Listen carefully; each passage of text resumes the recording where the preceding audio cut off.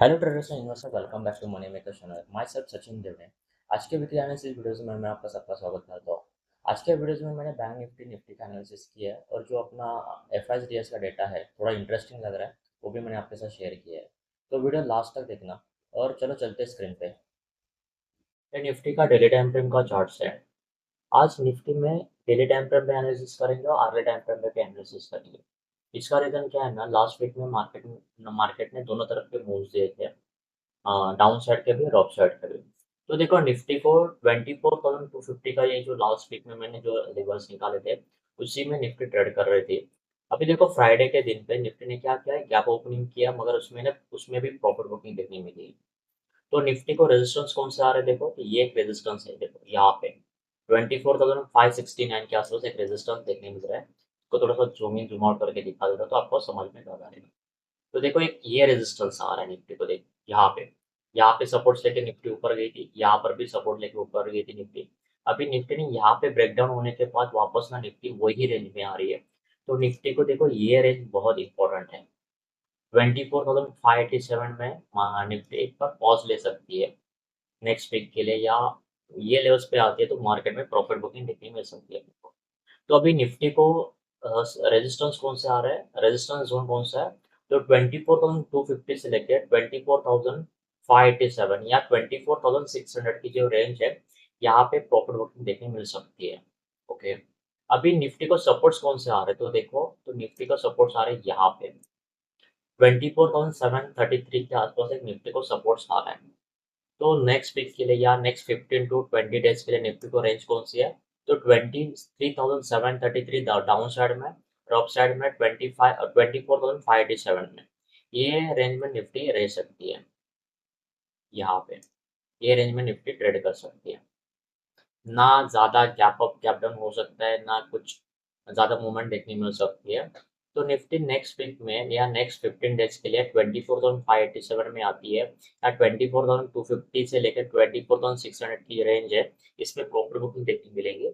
और in case down side में आती है 23,800 से लेकर 23,700 के बीच में निफ्टी आती है ये रेंज में। अ, देखो ये 634 तक भी निफ्टी आ सकती है। यानी जो 1000 की जो रेंज है निफ्टी में, 23,650 से लेकर 24,600 की रेंज है, ये निफ्टी ये रेंज में रहने के चांसेस ज़्यादा है।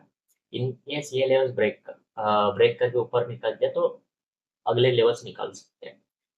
मुझे नहीं लगता कि ज़्यादा ऊपर नीचे हो सकता है निफ्टी। तो नेक्स्ट 15 डेज के लिए 24,600 से लेके 23,600 के ये जो रेंज है, इसमें निफ्टी रहने के चांसेस ज़्यादा है ये रेंज में। ओके, अभी आते हैं आर्ले टाइम फ्रेम पे। तो देखो निफ्टी वही सेम ही लेवल्स निकल के आ रहे हैं, देखते हैं एक बार और करके कुछ तो। हाँ, तो देखो ये एक रेजिस सपोर्ट्स है 24,246, एक सपोर्ट्स है। उसके बाद देखो 23,789, यही रेंज में निफ्टी रहने के चांसेस ज़्यादा है। यानी फ्राइडे को जो मार्केट ओपन हुआ था वो रेजिस्टेंस के ऊपर ही, रेजिस्टेंस के जोन में ओपन हुआ था। इसकी वजह से मार्केट में भी प्रॉफिट बुकिंग देखने मिली।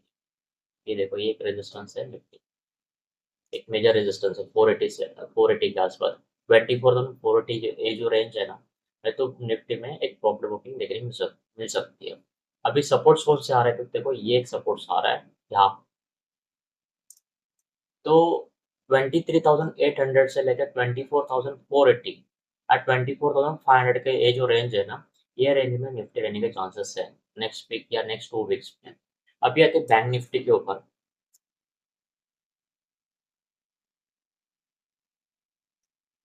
फिर बैंक निफ्टी का डेली टाइम फ्रेम पे एनालिसिस करते हैं। तो लास्ट वीक में जो मैंने डिस्कस किया था कि निफ्टी ज़्यादा, बैंक निफ्टी थोड़ा स्ट्रांग लग रहा है एज कम्पेयर टू निफ्टी। तो निफ्टी ने देखो जो अभी जो चार्ट शेयर किया था निफ्टी का और बैंक निफ्टी का चार्ट देखो तो सेम ही है। जो मैंने रेजिस्टेंस ड्रॉ करके दिखाया था, सिमिलर पैटर्न अभी बैंक निफ्टी में दिख रहे हैं। तो बैंक निफ्टी ने ऑलरेडी ये ब्रेकआउट कंफर्म किया था last last to last week में 24 जून 2026 में।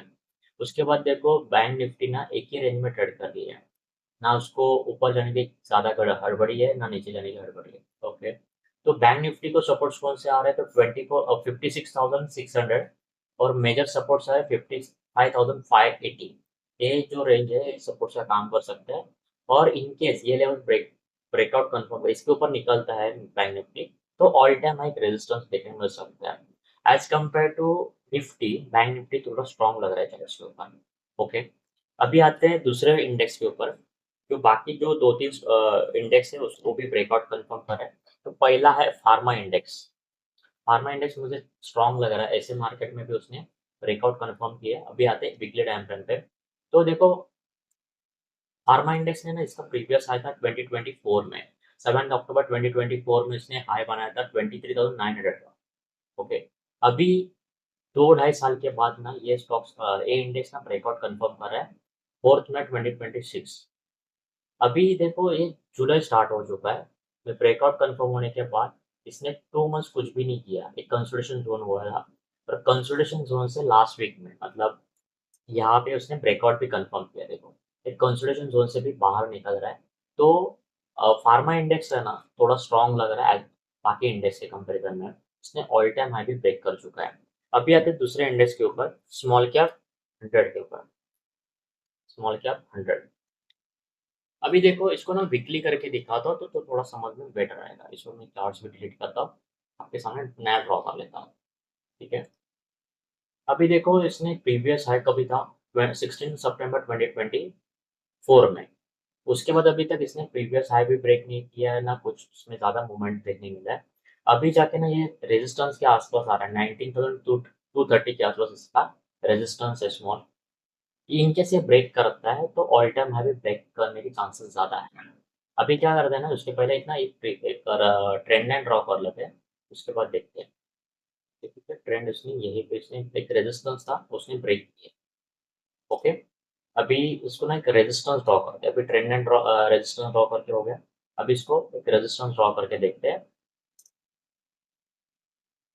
तो देखो 19,200 का जो रेंज है, ये एक रेंज मार्क कर लेता हूँ। तो ये रेंज में थोड़ा सा स्मॉल कैप इंडेक्स फंसा है। इनकेस ये भी हाई ब्रेक करता है नेक्स्ट वीक में, मेरे हिसाब से ये हाई ब्रेक होना चाहिए नेक्स्ट वीक में। तो ये ऑल टाइम हाई जो है 19,700 या 19,750 का अराउंड फ्रीवर में देखने के लिए ये भी ब्रेक हो सकता है। इनकेस ये ब्रेक होता है, बराबर है, थोड़ा सा इसका डिलीट कर देता हूँ। तो ये ब्रेक करता है 19,700 वगैरह, तो नेक्स्ट टारगेट का कैसे निकालेंगे? तो अपन जैसे आप प्राइस रेंज कैलकुलेट करते हैं, ऑल टाइम हाई से जितना करेक्शन किया इसने वो कैलकुलेट करने के बाद ब्रेकआउट पर ऐड कर लेते हैं। ठीक है, चलो देखते हैं। तो इसने ऑल टाइम हाई से इसने 28% का करेक्शन किया था। ओके, उसको ब्रेकआउट के बाद ऐड करते हैं, तो लगभग लगभग ये इंडेक्स 25,000 के आसपास जाने के चांसेस हैं। अभी तक ब्रेकआउट कंफर्म नहीं किया, ब्रेकआउट कंफर्म होने के लिए थोड़ा टाइम लगेगा। और या नेक्स्ट वीक में इसको रडार पर रख सकते हैं। नेक्स्ट इंडेक्स है रियलिटी इंडेक्स। हाँ, अभी देखो इसको ना मंथली करके दिखा देता हूँ तो आपको ज़्यादा आइडिया आएगा। हाँ, रियलिटी इंडेक्स में क्या हुआ था, इसने यहाँ पे एक रेजिस्टेंस था और यहाँ पे उसने ब्रेकआउट कंफर्म किया था। लगभग लगभग 2008 का ब्रेकआउट 2023 में दिया था, यानी 15 ईयर्स का ब्रेकआउट कंफर्म हुआ था, मगर उसने रिटेस्ट नहीं किया था। अभी देखो मार्केट की वजह से इसने करेक्शन में इसने रिटेस्ट भी किया, दोनों लेवल्स पे वो रिटेस्ट किया है। अभी जाके ये रिवर्स भी हो रहा है, मतलब रिटेस्ट होने के बाद इसने कितना रैली दिया है वो भी चेक कर लेते हैं। उसने 42% का रैली दे चुका है, 40 से 45% का रैली दे चुका है। अभी आते हैं डेली टाइम फ्रेम पे। तो देखो, अभी इसमें यहाँ पे उसने ब्रेकआउट कंफर्म किया था 1 जुलाई 2026 में। देखो यहाँ पे उसने ब्रेकआउट कंफर्म किया, देखो यहाँ पे ब्रेकआउट कंफर्म किया। तो नेक्स्ट रेजिस्टेंस था वो भी उसने ब्रेक किया। तो रियलिटी इंडेक्स है ना वो भी स्ट्रॉन्ग लग रहा है मुझे चार्ट्स के ऊपर। इसमें जो आपको डीएलएफ वगैरह है वो भी स्टॉक्स आप चेक कर सकते हो, डीएलएफ हो गया, लोधा डेवलपर्स है, गोदरेज प्रॉपर्टीज है, ये थोड़े चार्ट्स के ऊपर स्ट्रॉन्ग लग रहे हैं। अभी आते हैं स्टॉक्स के ऊपर। हाँ, स्टॉक्स पहले डिस्कस करने पर ही देखते हैं एफआईटीएस का डेटा, थोड़ा इंटरेस्टिंग डेटा है। तो देखो 29 जून 2026 को मंडे था। उस दिन पे देखो एफ आई नहीं, ये एफ आई की साइड है और ये डी एस की साइड है। तो एफआईज ने 1350 करोड़ का सेल किया है और डीआईज ने देखो 2800 करोड़ का बाय किया है। तो बाय फिगर्स है। 30 जून को देखो ये मंथली एक्सपायरी था, तो इसमें इन्होंने 2556 करोड़ का सेल किया है और डीआईज ने 6842 करोड़ का बाय किया है। इसमें शायद से कुछ ब्लॉक ट्रेड्स वगैरह हो सकती है। 1 जुलाई 2026 को देखो एफआईज ने 1140 करोड़ का सेल किया है और डीआईज ने 3159 करोड़ का बाय किया है। 2 जुलाई 2026 में को देखो तो डीआईज एफआईज ने 311 करोड़ का सेल किया है और एफआईज ने 311 करोड़ का सेल किया है और डीआईज ने 1784 करोड़ का बाय किया है। अभी देखो निफ्टी भी रेजिस्टेंस के आसपास भी आ रहा था और भी यहाँ पे डेटा में देखो तो इन्होंने क्या किया है कि एफआईज ने 1355 करोड़ का बाय किया है। इनका मूड अभी चेंज हुआ है, पता नहीं क्यों, या इनका कुछ भरोसा नहीं है, अभी आज बाय किया कल सेल भी कर सकते हैं। मगर डीआईज ने देखो क्या किया, 1953 करोड़ का सेल किया है। मतलब निफ्टी रेजिस्टेंस के आसपास आने के बाद डीआईज थोड़ा सा अपना हाथ रोक रहे हैं या बेचने का सोच सकते हैं। ओके, मंडे को पता चलेगा इसमें कुछ ब्लॉक डील्स वगैरह है और कुछ रहेगा। ओके? अभी आते स्टॉक्स के ऊपर। ऐसे में 2-3 स्टॉक्स ब्रेकआउट कंफर्म कर रहे हैं, वो भी आपके साथ डिस्कस कर लेता हूँ। पहला है फ्यूजन फाइनेंस। अभी देखो ये स्टॉक्स को ना वीकली चार्ट आपके साथ शेयर कर लेता हूँ। ऑलरेडी मैंने ड्रॉ करके रखा था, स्टडी कर रहा था अभी। तो देखो 2024 से लेके 2026 तक, मतलब 1.5 से 2 साल में इसने कुछ भी रिटर्न्स नहीं बना के दिए, या इसको बोल सकते हैं साइडवेज में था स्टॉक्स। अभी जाके स्टॉक्स क्या कर रहे हैं ना, ये प्रीवियस हाई था या कंसोलिडेशन जोन से बाहर निकल रहे हैं। ओके, तो ये स्टॉक्स अभी लास्ट वीक में मतलब फ्राइडे को इसने ब्रेकआउट भी कंफर्म किया है और इनकेस ये चलता है स्टॉक्स तो नेक्स्ट रेजिस्टेंस कौन सा है, तो 436 है, 653 के आसपास है। इनकेस ये स्टॉक्स 174 वगैरह ब्रेक करता है तो स्टॉक्स वीक हो सकते हैं। ये कोई बाइंग एंड सेलिंग का रिकमेंडेशन नहीं है, सिर्फ और सिर्फ टेक्निकल बेसिस पे आपको मैं व्यू दे रहा हूँ ये स्टॉक्स ब्रेकआउट कर रहा है करके। दूसरा स्टॉक्स है औरोबिंदो फार्मा, जो अपनों ने आईटी फार्मा इंडेक्स देखा था ना, उसमें से ये स्टॉक्स ब्रेकआउट कंफर्म कर रहा है।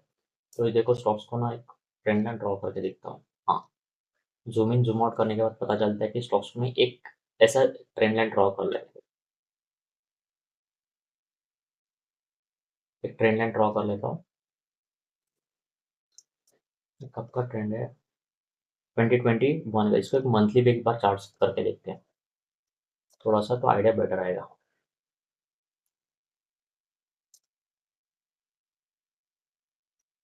इसको वीकली करते हैं। तो स्टॉक्स देखो एक ये चैनल्स में ट्रेड कर रहे हैं। तो स्टॉक्स ने ऑल टाइम हाई भी ब्रेक किया है लास्ट वीक में फ्राइडे के दिन पे। तो उसको रेजिस्टेंस था 1580 से लेके 1590 के बीच में। अभी स्टॉक्स ने ब्रेकआउट कंफर्म किया है तो स्टॉक्स ना यहाँ पे जाने के बाद एक बार रुक सकता है। इसका रीजन क्या है कि जो ट्रेंड लाइन का जो रेजिस्टेंस आ रहा है ना, तो यहाँ पे उसको इसको एक बार रुकावट का काम कर सकता है। अभी स्टॉक्स को मेजर सपोर्ट्स कौन से आ रहा है, जो ब्रेकआउट है उसी को अपन लोग रिटेस्ट भी बोल सकते हैं या सपोर्ट्स भी बोल सकते हैं। तो ये दोनों सपोर्ट्स का काम कर सकता है और मेजर सपोर्ट्स इसका ये 1360 वगैरह। और इनकेस ये लेवल्स ब्रेक करता है 1390 वगैरह, तो स्टॉक्स वीक हो सकता है। ओके, और इसके ऊपर भी निकालना है स्टॉक्स को, तो क्या करेंगे, नेक्स्ट रेजिस्टेंस कैसे कैलकुलेट करेंगे, ऑल टाइम हाई से लेके इसने जितना करेक्शन किया है उसको प्राइस रेंज कैलकुलेट करने के बाद उसका ब्रेकआउट के बाद ऐड कर लेते हैं एक बार। डन। तो देखो स्टॉक्स लगभग लगभग 2200 के आसपास जाने के बाद एक बार पॉज ले सकता है। ये दो स्टॉक्स है ब्रेकआउट कंफर्मेशन के ऊपर। और आपको स्टडी करना है तो आप डीएलएफ का स्टडी कर सकते हो। दूसरा स्टॉक्स है लोधा डेवलपर्स है, गोदरेज प्रॉपर्टीज है, फोनिक्स मिल्स करके है, इसके ऊपर भी आप ध्यान दे सकते हो। विवक ने भी ब्रेकआउट कंफर्म किया है, उसको भी आप ध्यान दे सकते हो। ये जो मैं वीडियोस बना रहा हूँ सिर्फ और सिर्फ एजुकेशनल पर्पस के लिए, ना कोई बाइंग का रिकमेंडेशन है ना कोई सेलिंग का रिकमेंडेशन है। आपको बाय एंड सेल करना है तो आप अपने फिनेंशियल एडवाइजर के साथ डिस्कस करने के बाद इसके ऊपर डिसीजन ले सकते हो। या आपका खुद का एनालिसिस इसके ऊपर होना चाहिए। वीडियो आपको अच्छा लगा है तो आप अपने दोस्तों के साथ शेयर कर सकते हो। चैनल को लाइक कीजिए, कमेंट कीजिए, सब्सक्राइब कीजिए। मिलते हैं कोई अगले वीडियोस में, तब तक के लिए बाय बाय। Thank you.